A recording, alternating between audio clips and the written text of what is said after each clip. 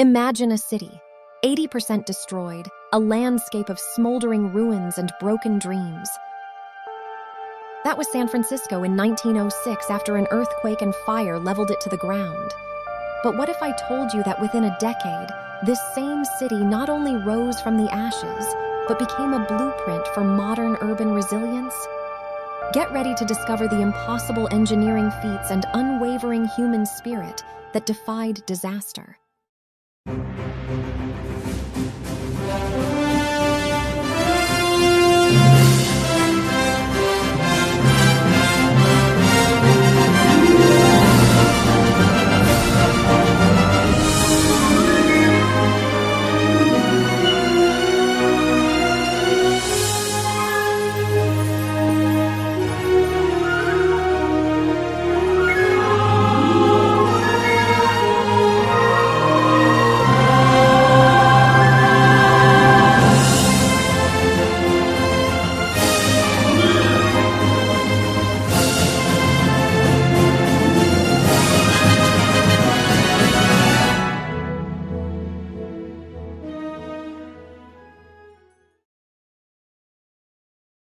At 5:12 a.m. on April 18, 1906, the ground beneath San Francisco convulsed with a violence few cities had ever known.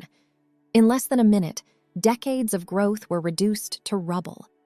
What followed was not only one of the deadliest urban disasters in American history, but one of the most consequential rebuilding efforts the nation would ever see. The shaking began without warning. Buildings lurched, streets split open, brick facades collapsed into clouds of dust. Eyewitnesses described the ground rolling like waves on the sea, throwing people to their knees and snapping gas mains beneath the streets. The following is a testimony of Herman Schussler, the chief engineer of Spring Valley Waterworks at the time. 1906, when most or nearly all of the breaks had been repaired, and they amounted to a little over 300. That was in the main pipes. In the service pipes, the pipes that supplied the houses, we had by that time found in the neighborhood of 23,200 breaks. Those service pipes ranged from about 5/8 of an inch, or say from 1/2 inch in diameter up to about 4 inches in diameter. The damage done by the earthquake to the reservoirs themselves was very slight, although the fault passed right through one of them.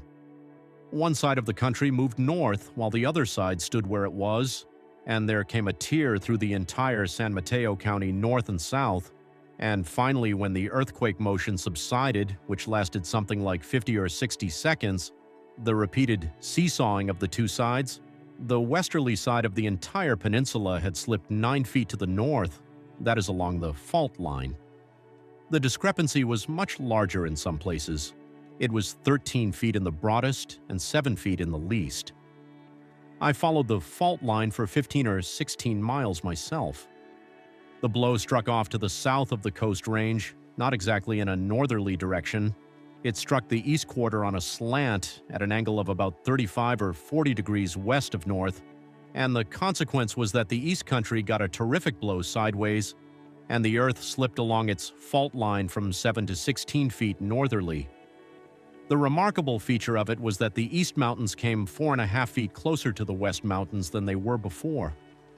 The blow was so terrific that the mountain range on the west side of this valley is, from my measurements, 54 inches nearer to the east side than it was before.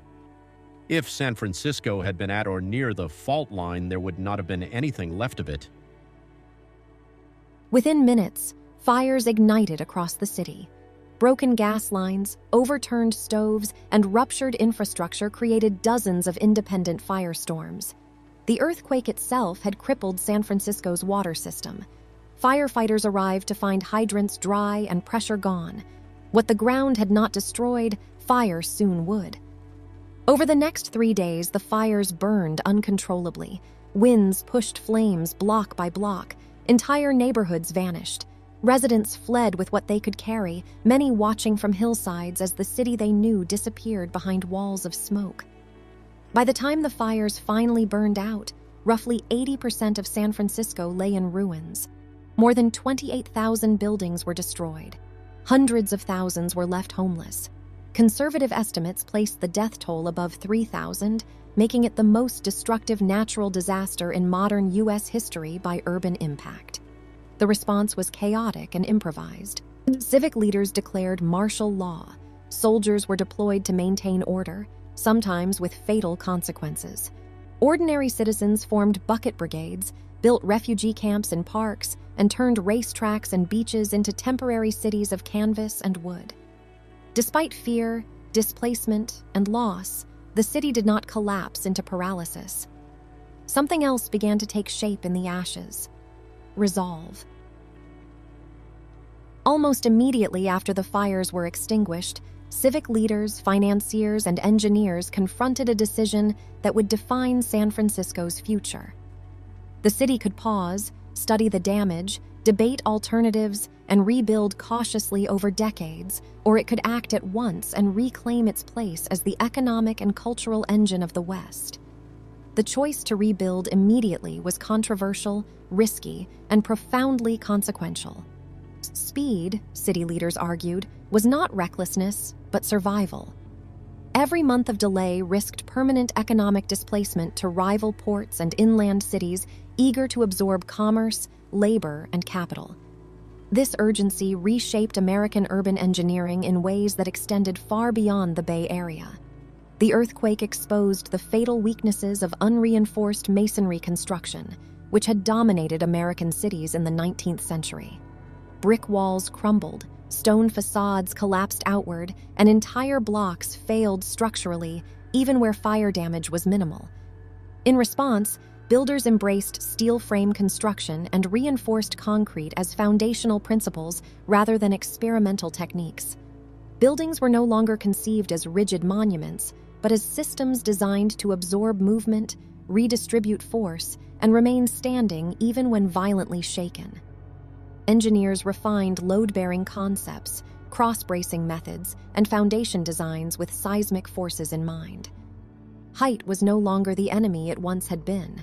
Properly engineered tall structures often performed better than shorter masonry buildings, overturning long-held assumptions about safety. Building codes evolved rapidly, and while enforcement remained uneven, the philosophical shift was unmistakable. Structural failure was no longer accepted as inevitable. It became a solvable problem.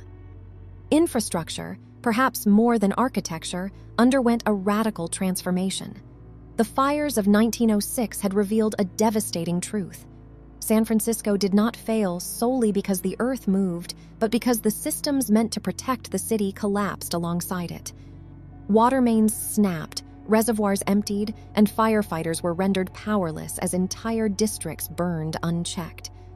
Rebuilding efforts therefore prioritized redundancy, scale, and resilience.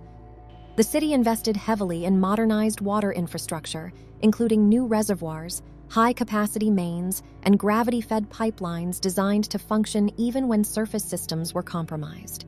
These efforts eventually culminated in massive regional projects that extended far beyond city limits, fundamentally altering California's water management landscape.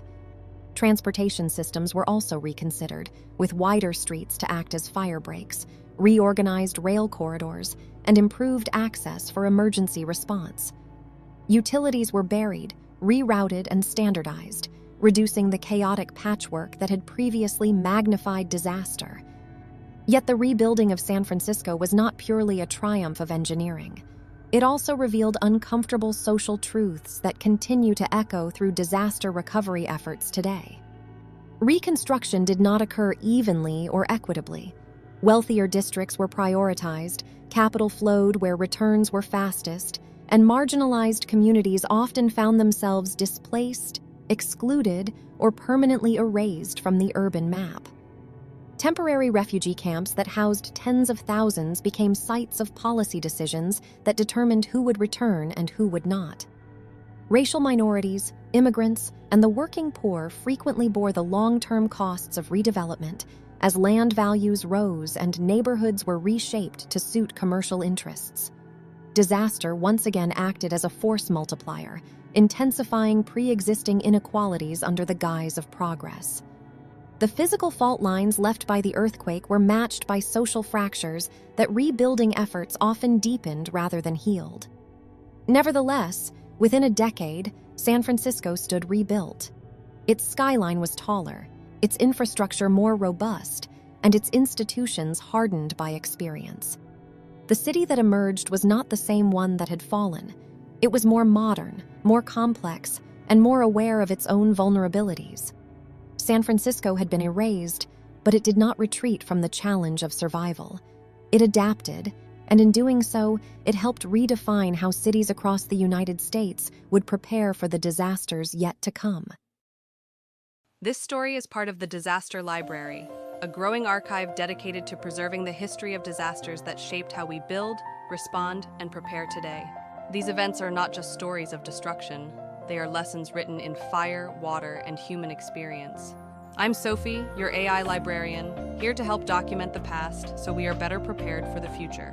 If you value factual history, clear timelines, and real lessons learned, make sure to like this video, subscribe to the channel, and follow along as we continue building the Disaster Library.